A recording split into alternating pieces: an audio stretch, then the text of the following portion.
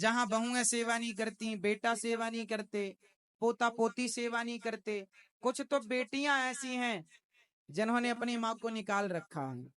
ये बात कहने में कितनी अच्छी लगती है कि यदि माँ बेटियों के हिस्से में आती तो कोई वृद्धाश्रम ना होता। मैं आपको 10 वृद्ध माताएं ऐसी दिखा दूंगा जिनकी बेटियां लेके आई हैं। हरे कृष्णा। आज के वीडियो में हम जानने वाले हैं कि बहुत सारे ऐसे लोग हैं जो अपने माँ को वृद्धावस्था में वो घर से बाहर निकाल देते हैं और उसको वृद्धाश्रम में पहुंचा देते हैं या ऐसे ही छोड़ देते हैं। और कई केस में तो ऐसा भी है कि बेटियां जो अपनी माँ को रख रखाव करती थी, उनका भाई नहीं था तो बेटी रख रख रही थी, और वो बेटी दामाद भी अपने माँ को त्याग दी है। तो जैसे कि देखें अभी अनिरुद्धाचार्य की वीडियो में, तो हम पहले पूरा वीडियो देखते हैं, उसके बाद डिस्कशन करते हैं। जहां बहुएं सेवा नहीं करती, बेटा सेवा नहीं करते, पोता पोती सेवा नहीं करते, कुछ तो बेटियां ऐसी हैं जिन्होंने अपनी माँ को निकाल रखा है। ये बात कहने में कितनी अच्छी लगती है कि यदि माँ बेटियों के हिस्से में आती तो कोई वृद्धाश्रम ना होता। मैं आपको 10 वृद्ध माताएं ऐसी दिखा दूंगा जिनकी बेटियां लेके आई हैं वृद्धाश्रम, और फोन करने पर कह देती हैं हमें फोन करके परेशान ना करो, समय बदल गया मेरी माँ, कलयुग का प्रभाव केवल बेटों पर पड़ रहा है, ऐसा नहीं है, सब पर पड़ रहा है। आजकल कुछ माताएं ऐसी हैं, कुछ बेटियां ऐसी हैं, कुछ बेटे ऐसे कुछ हैं, जरा से सब नहीं, जो अपनी माँ का ख्याल नहीं रखते, सेवा नहीं करते। ये गौरी गोपाल वृद्धाश्रम ना इसलिए बनाना पड़ा। आज से कुछ साल पहले मैं एक बार कथा करने गया एक क्षेत्र में, तो वहां मेरे पास एक बूढ़ी माँ आकर रोती हुई बोली कि महाराज जी, मेरा एक बेटा है, मैं चाहती हूं कि जब मैं मर जाऊं तो आप मेरी चिता को आग दें। उन्होंने मेरे से बोला। ये बात बहुत साल पुरानी है। मैंने माँ से कहा, माँ आपका तो एक बेटा है और आप मेरे से आग लेना चाहती हो, क्यों? तब माँ ने रोते हुए कहा, महाराज, जिस बेटे ने जिस बेटे ने जीते जी मुझे पानी नहीं दिया, जिसने जीते जी मुझे भरपेट भोजन ना दिया, ऐसे बेटे से मैं आग लेकर क्या करूंगी? मैं नहीं चाहती कि मेरा बेटा मुझे आग दे, क्योंकि उसने जीते जी पानी नहीं दिया। अच्छा एक बात बताओ, जिस बेटे ने जीते जी पानी ना पिलाया अपनी माँ को, जिस बेटे ने जीते जी भोजन ना दिया अपनी माँ को, क्या उस बेटे को माँ को आग देने का अधिकार है? जलाना ही कोई बात है क्या? जलाने के लिए तो दुनिया बैठी है। आग लगाना बड़ी बात नहीं है, बाग लगाना बड़ी बात। सेवा के बाग लगाते बच्चे तो आशीर्वाद दुआएं सब कुछ मिलता, लेकिन उन्होंने, कुछ बेटों ने आग लगा दी अपने माओ की जीवन में, जो दर दर की ठोकर खाती हुई वो वृद्ध माँ गौरी गोपाल आश्रम में, गौरी गोपाल वृद्धाश्रम में रहती हैं। आज यहाँ 264 वृद्ध माताएं हैं, और ये वही माएँ हैं जिनके अपने बच्चों ने, ये माँ का दर्शन कर रहे हैं आप टीवी पर, बरसों से ये माँ यहाँ है, बहुत दूर की नहीं है, मथुरा की है। मथुरा से वृंदावन 10 किलोमीटर है, लेकिन आज तक माँ का बेटा देखने नहीं आया। बेटा है, बहू है, पोता है, पोती है, सब तो है। 10 किलोमीटर दूर माँ है, लेकिन देखने नहीं आया। कोई नहीं आता, ना फोन आता किसी का बेटों का, ना कोई हाल चाल लेने आता कि कोई बीमार तो नहीं हो, माँ कैसी है तबीयत। भारत देश के कोने कोने की वृद्ध माता यहाँ पर है। दिल्ली की माँ है, महाराष्ट्र की माँ है, बिहार की माँ है, पंजाब की माँ है, हरियाणा की, देश के कोने कोने की वृद्ध माताएं यहाँ रहती हैं। ये माँ है, आप इनको देख रहे हैं टीवी पर। इन माँ के लगभग 4 बच्चे हैं, 4 में एक भी हाल चाल लेने नहीं आता। क्यों? जरूरत ही नहीं है माँ की। माँ के पैसों की जरूरत। एक बेटे ने क्या किया, अपनी माँ से चेक में साइन करा लिया और माँ के खाते में जितने पैसे थे सारा ट्रांसफर कर लिया, और माँ को घर से निकाल दिया। वो माँ गौरी गोपाल आश्रम में रहती है। जिन बेटों को अपनी माँ की सेवा करनी चाहिए वो बेटे अपनी माँ को घर से निकाल देते हैं। बताइए, ऐसा कलयुग में ही संभव है। सतयुग त्रेता द्वापर में तो रावण जैसे लोग अपनी माँ को घर से नहीं निकाला करते थे। रावण जैसे लोग अपनी माँ की सेवा करते थे। रावण भले इतना दुष्ट था लेकिन वो अपनी माँ की सेवा करने जाता था। और आज बेटे अपनी माँ को, कुछ बेटे निकाल देते हैं। आप लोगों से प्रार्थना है, आप लोग अपनी बूढ़ी माँ का ख्याल इसलिए रखना क्योंकि आप उनके ख्याल रखोगे तो कल आप बूढ़े होंगे तो आपका भी कोई ख्याल रखेगा। आप नहीं रखेंगे अपने से बूढ़ों का तो आपका कौन रखेगा। जैसी करनी वैसी भरनी, जो बोएंगे वही काटेंगे। इसलिए बुरा ना करो किसी के साथ। और माँ तो माँ होती है। हमें तो माँ की सेवा करना अच्छा लगता है। हम तो रोज अपनी वृद्ध माँ के चरण दबाते हैं, सेवा करते हैं। आपकी एक माँ है साहब, हमारी 264 माताएं अभी हैं और 1000 वृद्ध माओं के लिए तैयारी चल रही है उन माओं को रहने के लिए। आप एक माँ संभाल सकते हैं कि नहीं? कोई कठिन है? यदि हम 264 माताओं की सेवा कर सकते हैं तो आप अपनी एक माँ। और तो सब ठीक है। आज समाज में एक और नई समस्या ये है कि किसी माँ के बेटा नहीं होता ना, और माना कि 2 बेटियां हैं या एक बेटी है, तो अब बताओ जब माँ का बेटा नहीं है तो बेटियां ही तो बेटा बनकर माँ की सेवा करेंगी। हाँ या ना? नींद आए तो बताना, कौन सेवा करेगा? बेटी करेगी। लेकिन आज एक दामाद मेरे पास आए अपनी सास को लेकर, महाराज जी मेरी सास को रख लो आप। मैंने कहा ये आपकी कौन है? मेरी सासू माँ है। मैंने कहा तुम इनके पुत्र की तरह हो, इनके बेटा नहीं है तो कोई बात नहीं, तुम इनके बेटा बनकर सेवा करो, दामाद बेटा ही होता है, तुम सेवा कर लो।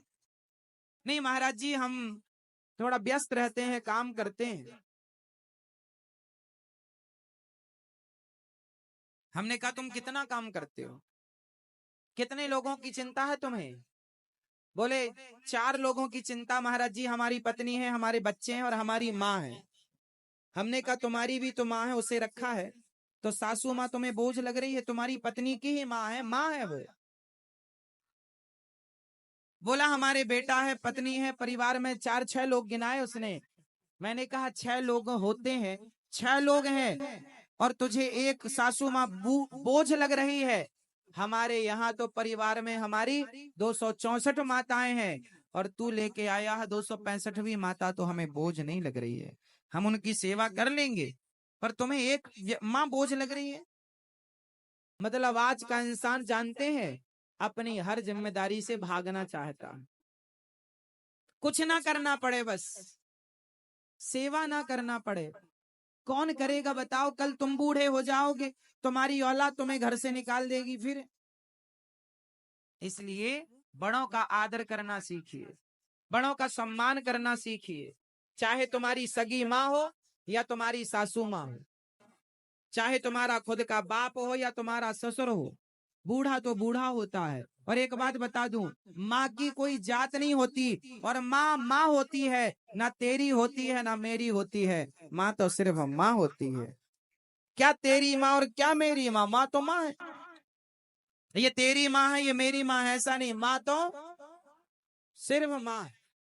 मेरे हिसाब से यही है, इसलिए मैं सारी माँओं की सेवा करता हूँ, क्योंकि मैं ये नहीं कहता कि ये तेरी माँ है ये मेरी, ना जी। जो तेरी माँ है वही मेरी माँ है, जो मेरी माँ है वही तेरी माँ है। एक माँ दो नहीं होती, माँ तो माँ होती है। सेवा करो साहब, मर जाएंगे। जो कमा रहे हो वो संग नहीं जाएगा, सेवा का किया पुण्य सेवा का फल साथ जाता।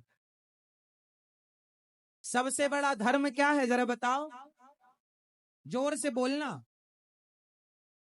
परहित, गोस्वामी जी लिख रहे हैं, परहित सरिस धर्म नहीं भाई, पर पीड़ा सम नहीं अधमाई। इस धरती में सबसे बड़ा धर्म है तो परोपकार, परहित, लोगों की सेवा सबसे बड़ा धर्म है। इसलिए दास अनिरुद्ध ने एक ही संकल्प, एक ही नारा, सेवा ही है धर्म हमारा। हमारा धर्म तो सिर्फ सेवा। सोते से लेकर जागते से लेकर सोते तक सेवा सेवा सेवा सेवा सेवा। आज मैं आपका परिचय एक वृद्ध माँ से कराऊंगा। एक ऐसी माँ जिस माँ ने बच्चों को उंगली पकड़कर चलना सिखाया, बोलना सिखाया, बच्चों का हर प्रश्न पूछने पर, बच्चों के हर प्रश्न पर हर उत्तर देती है माँ।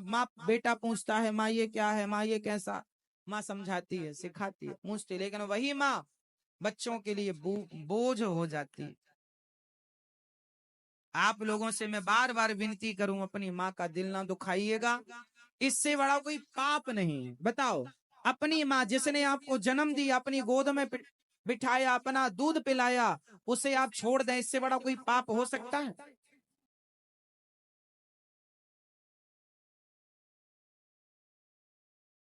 ये माँ बैठी है आपके सामने, बेटा है एक, बेटी है एक। जिस बेटे को सेवा करनी थी अपनी माँ की, वही बेटा अपनी माँ को सताता है, परेशान करता है। मैया कहाँ से आई हो मेरी माँ? कौसम्बी जिला इलाहाबाद। कितने बच्चे हैं आपके? एक लड़के एक लड़की। तो आपका बेटा एक है?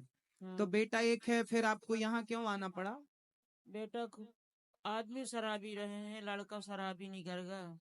सारी जर जमीन बेच ली, घर दुआर बेच ली, सारी जेवर जाटी सब बेच ली। तो बेटा सेवा नहीं करता आपकी? वो बेटा सेवा का करी, इतना बिकट पिए के डील हो जाता है, मेहरारो छोड़ के चली गया। हम चले आए, का करी, न कमात है न धमात है। तो बेटा आपकी सेवा नहीं करता? तो बेटा आपको परेशान तो नहीं करता कि परेशान करता था? परेशान करे थे, बहुत लड़ाई झगड़ा करे थे, जौने नहीं चीज पटकत हो रहा थे, गाली गुप्ता करे थे। आपको गाली देता है बेटा? हाँ। तो फिर बेटी तो है आपकी, तो बेटी के पास बेटी सेवा नहीं करती? बेटी परिवार में है, वो पास परवश ही ना। बेटा एक है, शराब पीता है, सेवा नहीं करता, पत्नी को भी परेशान किया तो पत्नी भी चली गई, और माँ यहाँ है, बेटी अपने परिवार में है।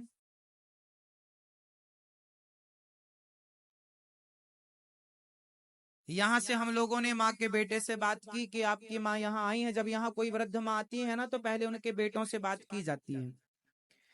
बेटों से बात की जाती है कि आपकी माँ यहाँ आई है, आप अपनी माँ को ले जाओ। क्या हुआ, क्या दिक्कत थी?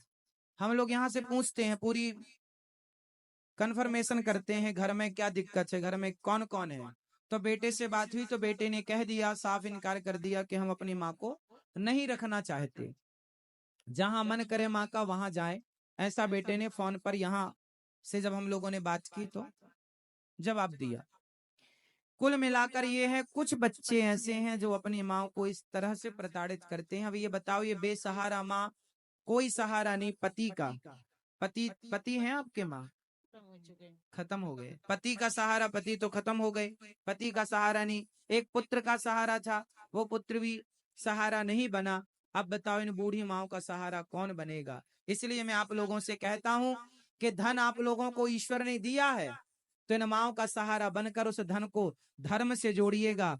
इन माओ को सहारा मिल जाएगा और हमें पुण्य मिल जाएगा, हम जीवन में कुछ पुण्य कर पाएंगे। इसलिए यदि आपको ईश्वर ने इस लायक बनाया है, तो आप भी इन बूढ़ी माओ का सहारा बनिएगा।